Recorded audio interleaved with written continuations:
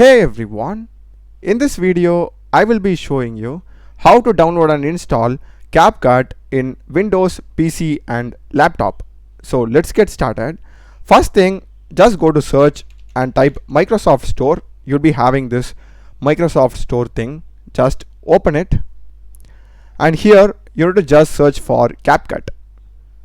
So you'll be having the official CapCut app, which is for free, and this has around 46,000 ratings. You can just click on install. It is about 733 MB in size, so just be patient till then. So once it is installed, you will be having the desktop shortcut like this. You can just open it. So you'll be getting this testing the environment, so just be patient till then. And after this, you can just click on confirm. And that's it. You'll be getting this interface and you can just click on create project and the editing interface of CapCut will be opened. I hope you have found this video useful, guys. Do check the playlist of my channel. I've done a lot of videos in programming and AI tools. Subscribe me. Thanks for watching.